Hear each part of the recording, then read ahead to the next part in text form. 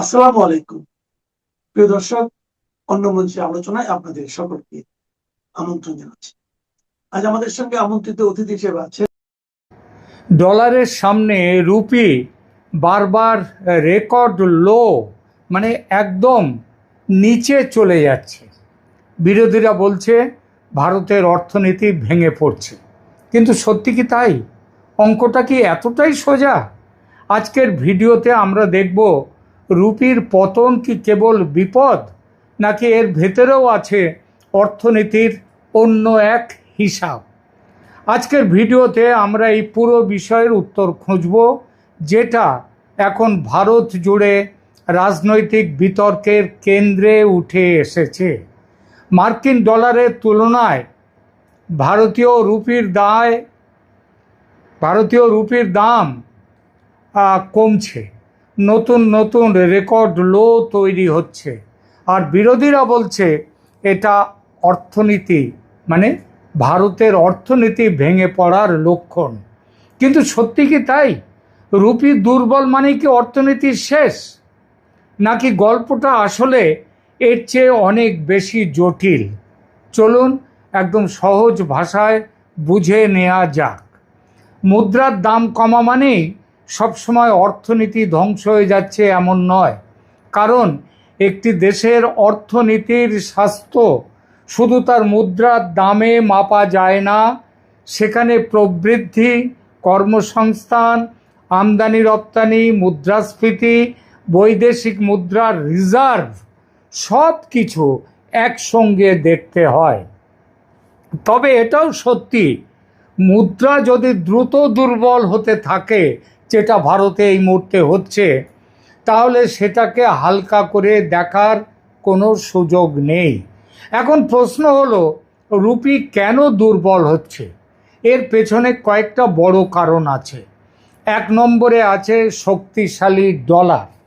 যখন বিশ্ব জুড়ে বিনিয়োগকারীরা নিরাপদ সম্পদের দিকে ছুটে যায়, তখন ডলারের চাহিদা বাড়ে, আর উদীয়মান অর্থনীতির মুদ্রাগুলোর উপরে চাপ পড়ে।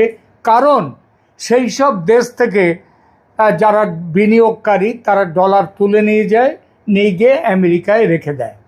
দুই নম্বরে আছে তেলের দাম। ভারত জ্বালানি আমদানির ওপর খুবই নির্ভরশীল, তাই অপরিশোধিত তেলের দাম বাড়লে ভারতকে বেশি ডলার খরচ করতে হয়, আর তাতেই রুপির ওপর চাপ পড়ে যায়। তিন নম্বরে আছে বিদেশি বিনিয়োগ বেরিয়ে যাওয়া। বিদেশি ফান্ড যদি ভারতীয় শেয়ার বা বন্ড বাজার থেকে টাকা তুলে নেয়, তাহলে তারা রুপি বিক্রি করে ডলার কিনে বের হয়, ফলে রুপির দাম আরও নেমে যায়, রুপি দুর্বল হয়। এখানে একটা গুরুত্বপূর্ণ তথ্য আছে। এপ্রিল 2025-এ $1 গড় দাম ছিল প্রায় 85 রুপি 58 পয়সা, আর এপ্রিল 2026-এ সেটা বেড়ে গিয়ে হয়ে গেছে 93.48 রুপি। অর্থাৎ এক বছরের মধ্যে রুপি প্রায় 9% বেশি দুর্বল হয়েছে। এই সংখ্যা দেখাচ্ছে সমস্যাটা বাস্তব, এটা শুধু রাজনৈতিক বয়ানবাজি বা স্লোগান নয়। কিন্তু এখানেও বিরোধীদের কথার সঙ্গে বাস্তবতার একটা পার্থক্য আছে। রুপি দুর্বল হওয়া অবশ্যই চিন্তার বিষয়, কিন্তু তা থেকে সরাসরি ভারতের অর্থনীতি ভেঙে পড়ছে এটা বলাটা খুব সরলীকৃত ব্যাখ্যা। ইকোনমিস্টরা তারা এই রকম ব্যাখ্যা তখনই দেবেন যখন তারা কোনো রাজনীতি করতে নামবেন। কারণ একই সময় বিভিন্ন আন্তর্জাতিক প্রতিবেদনে ভারতকে এখনও বিশ্বের দ্রুততম বর্ধনশীল, মানে সবথেকে বেশি দ্রুত বেড়ে যাওয়া বড় অর্থনীতির একটি দেশ বলে ধরা হচ্ছে। অর্থাৎ পৃথিবীর সবথেকে যে দেশগুলো যাদের অর্থনীতি বড়, তাদের মধ্যে ভারতের এই যে তাদের যে প্রবৃদ্ধি, সেটা সবচেয়ে বেশি। অর্থাৎ মুদ্রায় চাপ আছে, কিন্তু সেটা পুরো অর্থনীতির শেষ কথা নয়। এবার আসি আর একটা গুরুত্বপূর্ণ জায়গায়। রুপি দুর্বল হওয়ার এটা হলে কি তার কোনো সুফল আছে? মানে রুপির এই যে এখন যে দাম প্রায় 93 রুপিতে চলে এসছে, এটার ফলে কি তার কোনো সুফল আছে? আছে। ধরুন ভারতের কোনো কোম্পানি বিদেশে পণ্য বা সেবা, যেটাকে সার্ভিস সেক্টর, সেইটা বিক্রি করে, তারা ডলারে আয় করে। সেই ডলার দেশে এনে রুপিতে বদলালে সেই যে বিনিয়োগকারী, যে সেই ব্যবসায়ী, সে কিন্তু আগের তুলনায় বেশি রুপি পাবে। এর ফলে যারা এই সার্ভিস সেক্টর রপ্তানি করে তাদের কিছুটা সুবিধা, মানে অনেকটা সুবিধা পায়। বিশেষ করে IT service, information technology service sector, কিছু উৎপাদনশীল খাত আছে, এবং ডলার আয়কারী কোম্পানিরা এতে স্বল্প মেয়াদে লাভবান হতে পারে। কিন্তু সমস্যা হলো ভারতের অর্থনীতি রপ্তানির ওপরে দাঁড়িয়ে নেই। শুধু রপ্তানির ওপরে দাঁড়িয়ে নেই, ভারতের অর্থনীতি দাঁড়িয়ে আছে রপ্তানির চেয়ে বেশি আমদানির ওপরে। ভারত বিশাল পরিমাণ তেল, যন্ত্রাংশ, ইলেকট্রনিক্স, শিল্প, কাঁচামাল, এমনকি অনেক ইন্টারমিডিয়েট গুডস, সেগুলো আমদানি করে। তাই রুপি দুর্বল হলে আমদানির খরচ বেড়ে যায়, আর আমদানির খরচ বাড়লে উৎপাদন খরচ বাড়ে, জ্বালানির চাপ বাড়ে, পরিবহন ব্যয় বাড়ে, শেষ পর্যন্ত বাজারের দামও বেড়ে যায়, আর সাধারণ মানুষকে ভুগতে হয়। মানে দুর্বল রুপি কিছু লোককে সুবিধা দেয় অবশ্যই, কিন্তু পুরো অর্থনীতির জন্য সেটা সবসময় সুখবর নয়। এটা সুখবর হচ্ছে চীনের পক্ষে, কারণ তাদের আমদানির থেকে তাদের রপ্তানি অনেক অনেক বেশি। সুতরাং রপ্তানি বেশি হলে তারা করবে কি, ডলার তাদের ঘরে থেকে যায়। এখন বড় প্রশ্ন, ভারতের ক্ষেত্রে এই পতন কি পৃথিবীর অন্য বড় অর্থনীতির দেশগুলোর তুলনায় খুবই বিপজ্জনক? মানে এই বড় অর্থনীতির অন্য কোন দেশে কি হচ্ছে একটু দেখা যাক। কারণ একই সময় শুধু রুপি কিন্তু দুর্বল হয়েছে এমন নয়। ফ্রেড, ফ্রেড, তার ডেটা বলছে এপ্রিল 2025 থেকে এপ্রিল 2026-এর মধ্যে জাপানের মুদ্রা ইয়েন, সেই ইয়েনও ডলারের তুলনায় 10% বেশি দুর্বল হয়েছে। অর্থাৎ রুপির ক্ষেত্রে কত হয়েছে? 9%। জাপানি ইয়েন 10%। অর্থাৎ রুপির পতন উদ্বেগজনক, কিন্তু একেবারে একক বা নজিরবিহীন নয়। তবে এটাও সত্যি, একই সময়ে চীনা ইউয়ান, মানে চীনের মুদ্রা, আর ব্রিটিশ পাউন্ড, তারা কিন্তু তুলনামূলকভাবে ভালো পারফর্ম করেছে। এবার প্রশ্ন আসে, মানে তারা তো দুর্বল হয়নি, বরং ডলারের তুলনায় তাদের মুদ্রার দাম, চীনের এবং ব্রিটিশ পাউন্ডের দাম আরও বেড়ে গেছে। এবার প্রশ্ন আসে, তাহলে চীন পারছে, যুক্তরাজ্য পারছে, ভারত কেন পারছে না? প্রথমে যুক্তরাজ্যের কথা বলি। অনেকেই মনে করেন ব্রিটেন বুঝি খুব কড়া হাতে পাউন্ডের দাম নিয়ন্ত্রণ করে। আসলে ব্যাপারটা একদমই তা নয়। ব্যাংক অফ ইংল্যান্ড, ব্রিটেনের যেটা রাজকীয় ব্যাংক, যেটা আমাদের এখানে রিজার্ভ ব্যাংক, ব্রিটেনের ব্যাংক অফ ইংল্যান্ড, সেই ব্যাংক অফ ইংল্যান্ড নিজেই বলছে পাউন্ডের বিনিময় হার নির্ভর করে বাজারের সাপ্লাই আর ডিম্যান্ডের ওপর। তারা সরাসরি দৈনিক রেট ঠিক করে না। তাহলে প্রশ্ন ওঠে, পাউন্ড তাহলে শক্তিশালী থাকে কিভাবে?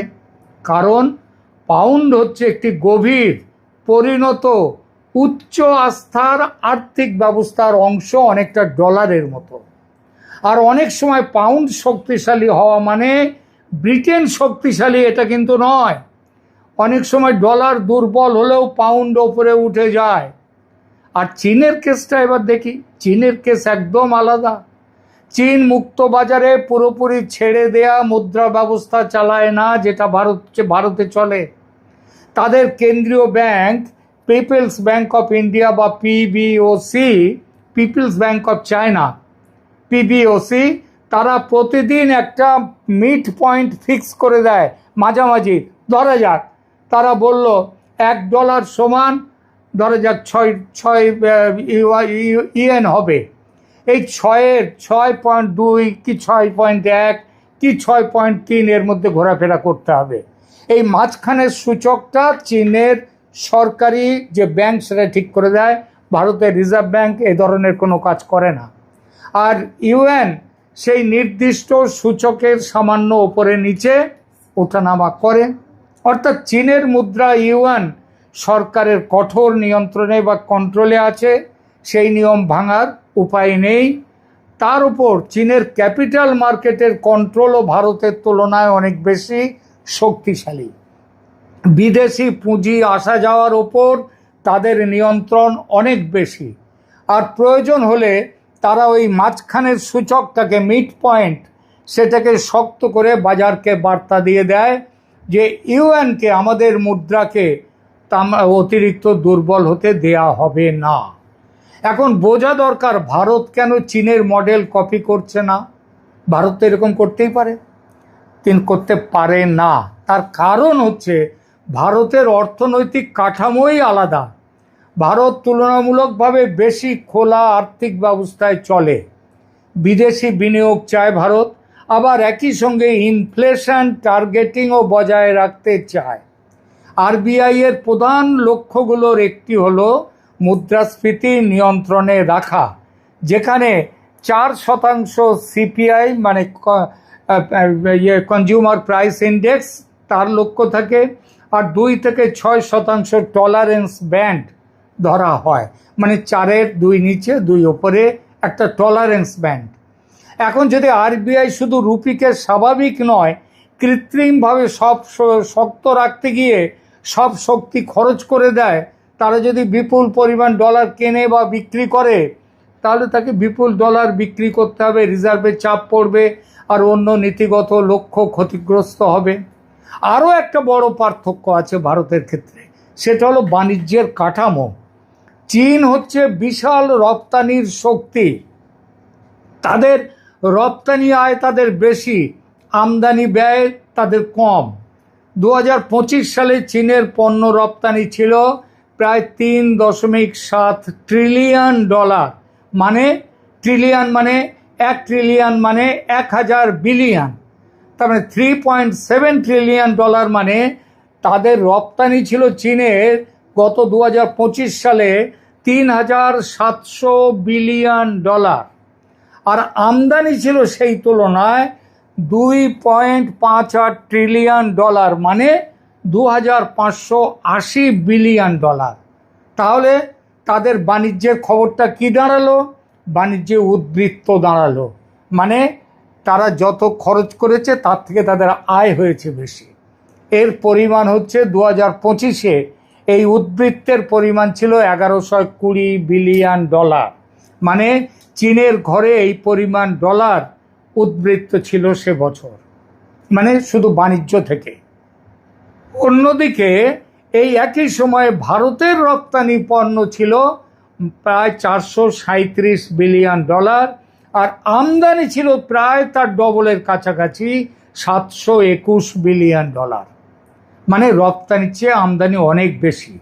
তার মানেটা কি দাঁড়ালো? বড় সড়ো ঘাটতি, বাণিজ্য ঘাটতি, কারেন্ট অ্যাকাউন্ট ডেফিসিট, যা ওই বছর ছিল প্রায় $284 বিলিয়ন। ভাবতে পারছেন? অর্থাৎ যত ডলার বিদেশ থেকে এসছে এই কাজে, তার থেকে বেশি ডলার মানে বাণিজ্য থেকে বেরিয়ে চলে গেল ভারতের। আর ভারতের পণ্য বাণিজ্যের এই বড় ঘাটতি ডলারকে রুপির তুলনায় আরও অনেক বেশি দামি করে তুলছে দিনের পর দিন। এই জায়গাটাই আসল। চীনের কারখানা বিশ্ববাজারে ডলার কামায়, ভারতও রপ্তানি করে, বিশেষ করে সেবা খাতে শক্তিশালী ভারত, মানে সার্ভিস সেক্টরে, কিন্তু পণ্য খাতে আমদানির চাপ ভারতের বেশি। আর এর মধ্যে সব থেকে বেশি খেয়ে নিচ্ছে বিদেশ থেকে আমদানি করা তেল, যন্ত্রাংশ, ইলেকট্রনিক্স, কাঁচামাল, এই সব কিছুর জন্য ভারতের ডলার লাগে। তাই চীনের মতো মুদ্রাকে শক্তিশালী রাখা ভারতের জন্য কঠিন শুধু নয়, বর্তমান পরিস্থিতিতে সেটা অসম্ভব। ভারতে নেহেরু আমলের লাইসেন্স রাজ যদি নরসিমা রাওয়ের সরকার এসে না ভাঙতেন, তাহলে যেটুকু উন্নতি আজকে দেখা যাচ্ছে ভারতে, সেটাও হতো না। এখন সামনের দিনগুলোতে কি হতে পারে? রুপি আরও দুর্বল হতে পারে যদি তেলের দাম বাড়ে, পশ্চিম এশিয়ার যুদ্ধ যদি না থামে, অস্থিরতা যদি তীব্র হয়, বিদেশি বিনিয়োগ আরও বেরিয়ে যায়। বিদেশি বিনিয়োগ কেন বেরোচ্ছে? তার একটা বড় কারণ, যুক্তরাষ্ট্রের সুদের হার বাড়িয়ে দিয়েছে। এর ফলে যারা যুক্তরাষ্ট্রের ব্যবসায়ী, যারা এখানে রাখতেন, বিনিয়োগ করতে আসতেন, তারা ডলার তুলে নিয়ে যাচ্ছেন, দেশে গিয়ে রাখছেন, কারণ সুদ পাবেন তারা বেশি। ফলে ডলার আরও শক্তিশালী হয়ে উঠছে। অন্যদিকে রুপি শক্তিশালী হতে পারে কিছুটা যদি তেলের দাম কমে, ডলার নরম হয়, আর ভারতের বাজারে যে বিদেশি মূলধন চলে যাচ্ছে সেগুলো চলে না গিয়ে যদি এখানে থেকে যায়, বা চলে যাওয়ারা যদি ফিরে আসে, তাহলে এটা হবে। তাহলে রুপির দাম আবার বাড়বে। বাণিজ্য সমঝোতা, স্থিতিশীল মুদ্রাস্ফীতি, ভালো প্রবৃদ্ধি, এসবও রুপিকে সাহায্য করবে তাদের অবস্থান শক্ত করার জন্যে, যেটার জন্য তুমুল চেষ্টা করে যাচ্ছে মোদির ভারত। যদিও বৈশ্বিক নানান টানাপোড়েন সেই রাস্তায় বাধা সৃষ্টি করার ফলে সাফল্য ঠিকমতো আসছে না। বৈশ্বিক কারণ মানে একটা বড় কারণ তো আজকের ইরান যুদ্ধ। আজকে আরবে যে হরমুজ প্রণালী আপনারা সব জানছেন, দেখছেন, এর ফলেই ভারতে নানা রকম বৈশ্বিক বাধা তৈরি হচ্ছে। তবে আজ না হোক কাল সাফল্য আসতে বাধ্য। তাহলে শেষ কথাটা কি? শেষ কথা হলো, রুপির পতনকে হালকা করে দেখার সুযোগ নেই। এটা ভারতের অর্থনীতির ওপর চাপের স্পষ্ট ইঙ্গিত। কিন্তু একই সঙ্গে এটাও সত্যি যে শুধু রুপির দর কমেছে বলে ভারতের অর্থনীতি ভেঙে পড়েছে, এমন দাবি কেবল মূর্খ ছিদ্রান্বেষী যারা, তারাই করে। এখানে বাস্তবতা অনেক বেশি জটিল। ভারত একদিকে আমদানি নির্ভর, অন্যদিকে প্রবৃদ্ধি নির্ভর, একদিকে বিদেশি বিনিয়োগ চায়, অন্যদিকে মুদ্রাস্ফীতি সামলাতে চায়। এই টানাপোড়েনের মাঝেই আরবিআইকে বাজারে নামতে হয়, রুপি বাঁচাতে হয় যখন পথ থাকে না, অর্থনীতিকেও বাঁচাতে হয়। আর এখানেই আসল রাজনৈতিক প্রশ্ন, রুপি কি দুর্বল? হ্যাঁ, দুর্বল। এটা কি উদ্বেগের? অবশ্যই উদ্বেগের। কিন্তু এটা কি ভারতের অর্থনীতির পতনের প্রমাণ? আরে না মশাই, না। এখনো পর্যন্ত পাওয়া তথ্য বলছে ভারতের অর্থনীতির কোনো পতন তো হয়নি, বরং ভারতের প্রবৃদ্ধি এখনো বড় দেশগুলোর মধ্যে সবার ওপরে। সুতরাং চিত্রান্বেষীরা সাবধান থাকুন।